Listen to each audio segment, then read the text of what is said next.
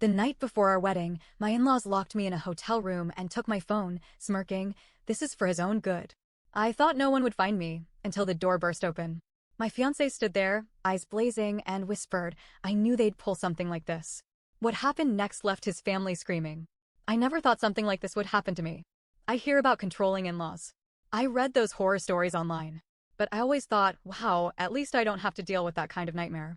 Then, the night before my wedding, I learned just how far some people are willing to go to get what they want. And what they wanted was me gone. My name is Julia. I'm 29. I live in Chicago, Illinois. I was supposed to get married last weekend. To the love of my life. To the only person in his family who actually respects me. His parents? Different story. His mother, Deborah, is the type of woman who thinks nobody is ever good enough for her son. His father, Mark, follows her lead like some sort of business partner instead of a husband. They're the kind of people who smile at you while their words cut you down. The kind that act supportive while quietly waiting for you to fail. For the longest time, I ignored the red flags. The comments. The accidental exclusions from family events. The way Deborah always told Daniel, "You could have any girl you want." It was annoying, but I figured they'd get over it eventually. Then came our wedding weekend. We chose a beautiful resort in Lake Geneva, Wisconsin. Daniel and I wanted something simple, elegant, and small. My parents were on board. His extended family was thrilled. His parents? Cold. Distant. They didn't even pretend to be happy. And the night before our wedding, I found out why. Tradition says the bride and groom spend the night apart, so I was staying in a separate hotel room. I was exhausted. The day had been packed with last-minute planning, a rehearsal dinner, and the usual chaos of a wedding weekend. By the time I got to my room, I just wanted to crash. But the second I stepped inside, something felt off. At first, I couldn't figure out what it was. The room looked normal. Bed neatly made. Curtains drawn. Everything in place. Then, as I set my purse down, I realized my charger was missing. I always keep a charger in my purse. Always. But it was gone. I frowned, digging through my bag. Then I reached for my phone to text Daniel. That's when the door clicked shut behind me. I turned. And standing there, blocking the exit, were Deborah and Mark. They were smiling. "Sit down," Deborah said. I laughed. "Excuse me?" Mark stepped forward. "We need to talk." I took a step back. "Whatever you need to say, you can say to me outside." Deborah sighed, shaking her head like I was some misbehaving child. "Julia, this is for his own good." And then, she pulled my phone out of her pocket. I froze. How did she? I looked at my purse. My phone had been inside it. I was sure of it. But now it was in her hands. A sick feeling settled in my stomach. "You don't belong in this family," Deborah said softly. I stared at them. My heart was hammering. What the hell is this? Mark closed the door. Locked it. Oh! Oh shit. I ran to the door immediately. Yanked at the handle. Nothing. The windows? Bolted. The room phone? Gone. I turned back to them, my breath coming fast. "Let me out. Right now." Mark sighed. "Julia, you don't understand." "I understand perfectly," I snapped. "You think you can lock me in a hotel room and make me disappear?" Deborah's smile never wavered. "We're giving you time to think." "Think about what?" She tilted her head. "Whether you really want to do this." It was so ridiculous I almost laughed. Almost. "You seriously think locking me up will make me change my mind?" Mark sighed. "Not you. Him." For a moment I didn't understand. Then it hit me. They weren't trying to convince me to leave. They were going to tell Daniel I left him. A wave of nausea hit me. They wanted him to think I got cold feet. That I abandoned him. That I just up and ran. "You're insane," I whispered. Deborah tucked my phone into her bag. "By morning, you'll realize this was for the best." And then, just like that, they left. I lunged for the door as it shut. Pounded my fists against it. Screamed. Nothing. I was trapped. For the first few minutes, I was in shock. This couldn't be real. Things like this don't happen. Not in real life. Then the panic hit. I searched the entire room. Checked the vents. The air ducts. I even tried forcing the lock open with a hotel pen. Nothing worked. I had no phone. No way to call for help. No way out. I ran to the window. Looked outside. I was on the 3rd floor. Jumping was out of the question. I went back to the door. Kicked it. Pounded it. Screamed at the top of my lungs. Nobody heard me. Or if they did, they ignored it. Minutes passed. Then an hour. And then, the lock turned. The door burst open. And standing there, breathing hard, eyes blazing, Daniel. He was furious. But not at me. "They told me you left." His voice shook with rage. "They said you changed your mind." I ran to him. They locked me in here. His jaw clenched so hard I thought his teeth might break. He looked around the room, saw the missing phone, the bolted windows, the untouched bed. Then he turned and saw his mother standing behind him. Deborah's face was pale. Mark appeared beside her, mouth open, like he was going to start damage control. Daniel spoke first. "You locked my fiancé in a hotel room the night before our wedding?" Neither of them answered. His voice was quiet, dangerous. "Get the F***ck out." Deborah started stammering. We were just trying to." Daniel didn't let her finish. He reached for the door and slammed it shut in their faces. I stood there, breathing hard, my hands still shaking. Daniel had just shut the door in their faces. But I knew this wasn't over. Not by a long shot. I looked up at him. His fists were clenched, his jaw so tight I could see the muscles twitching. He was furious. I had never seen him like this before. "What did they tell you?" I whispered.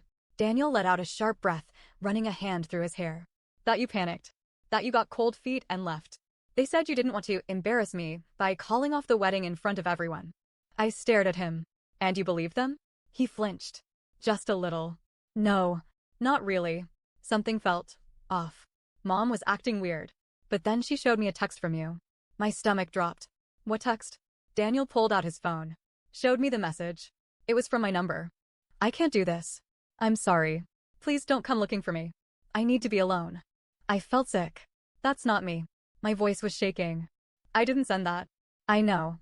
His voice was tight. But for a minute, I didn't know what to think. And then I saw my mom's face. He let out a bitter laugh. She was too happy. I swallowed hard. "They took my phone. They must have sent it themselves." His eyes darkened. "That's what I figured.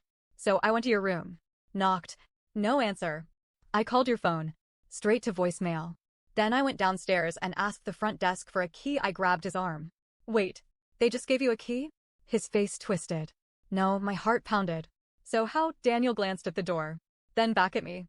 I broke in. A loud banging on the door made me jump. "Daniel." Deborah's voice rang out, sharp and angry. "Open this door right now." He didn't move. Another bang. "Daniel, listen to me. She's manipulating you. She's trying to turn you against your own family." I let out a bitter laugh. Unbelievable. Daniel still didn't move. His eyes were locked on mine. "Daniel," Mark's voice now. Calmer. More measured. "We need to talk about this like adults." "Funny," Daniel said, voice dripping with venom. "Since you locked my fiancé in a hotel room like a kidnapper." Silence.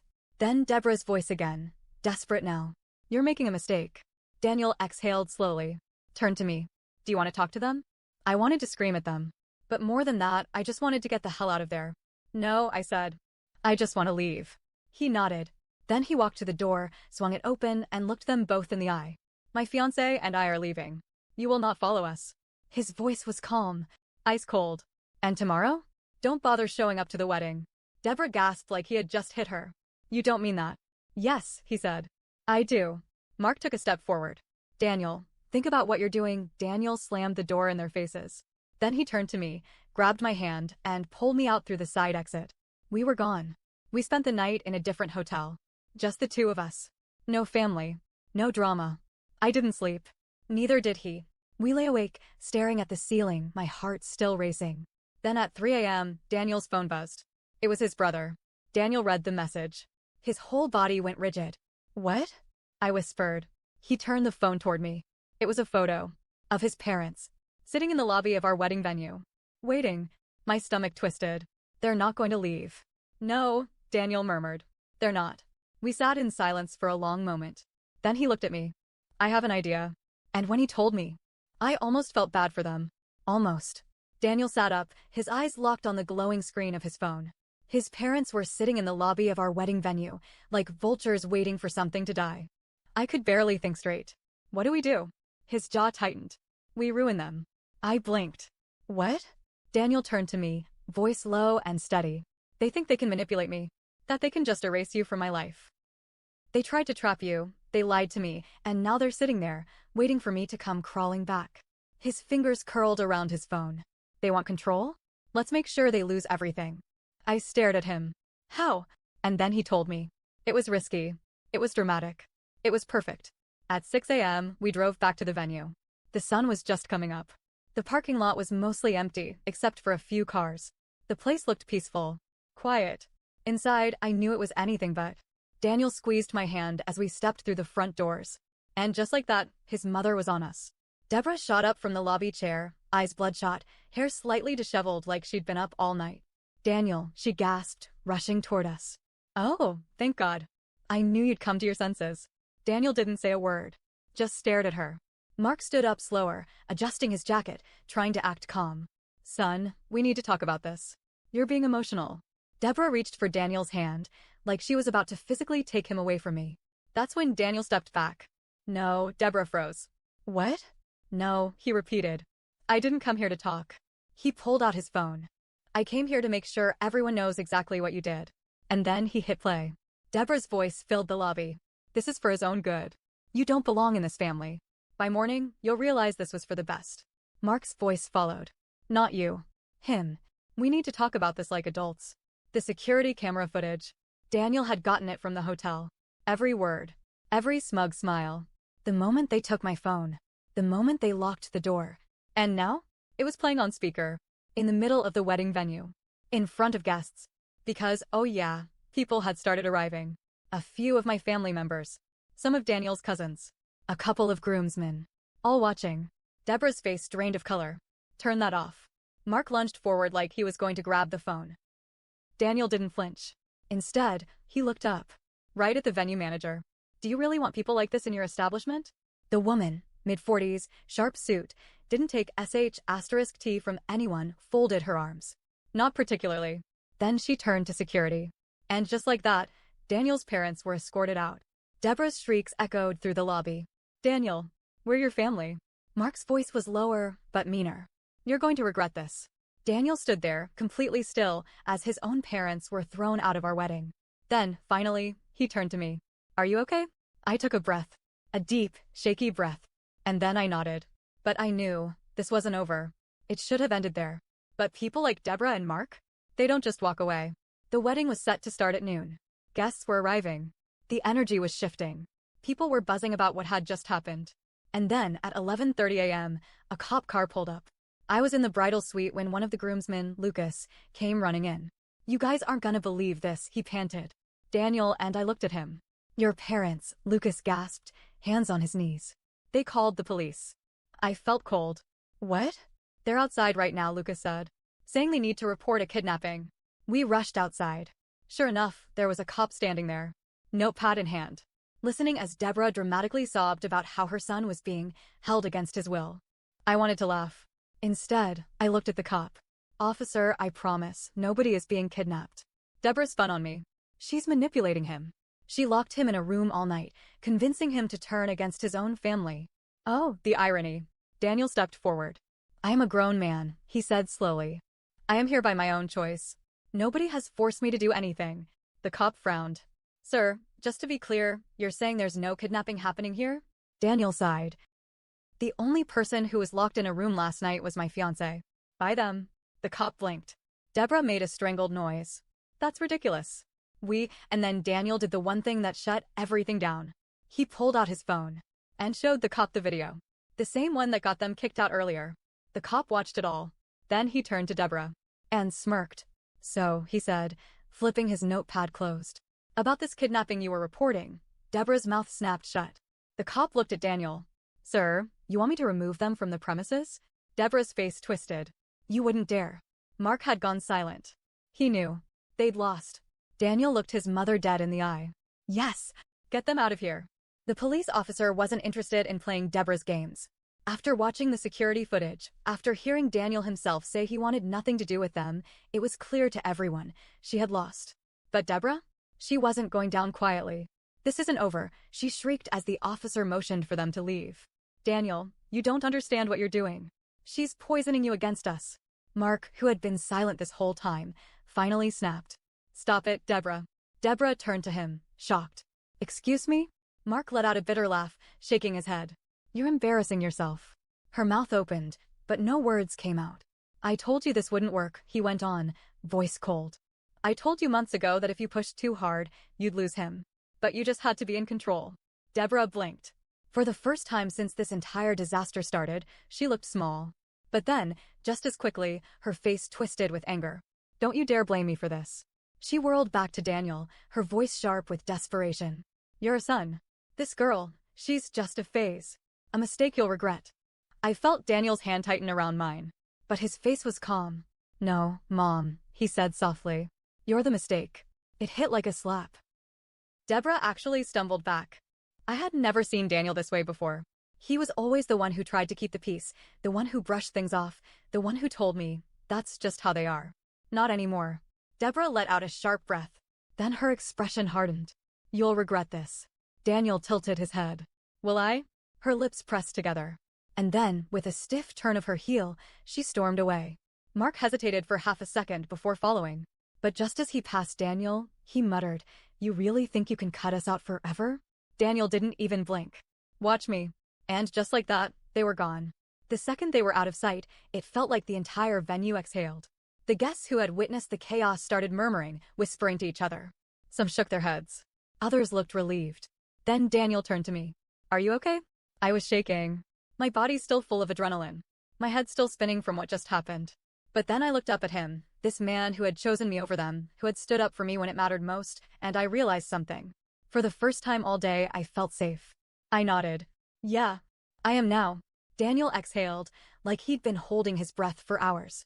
Then, without another word, he pulled me into his arms. I closed my eyes, sinking into him. And then, from behind us, well, that was something. I turned to see Daniel's brother, Aaron. Unlike their parents, Aaron had always been neutral. Never got involved in the drama. Never picked sides. But now he looked different. Wow, he muttered, rubbing the back of his neck. They really lost their damn minds. I let out a tired laugh. Tell me about it. Aaron studied Daniel. You're serious about this, huh? About cutting them off? Daniel didn't hesitate. Yeah, I am. Aaron whistled lowly. Then he shrugged. Well, he said. If they're out, guess that makes you my only sibling worth talking to. I blinked. That was unexpected. Daniel raised an eyebrow. You're not going to defend them? Aaron snorted. Defend what?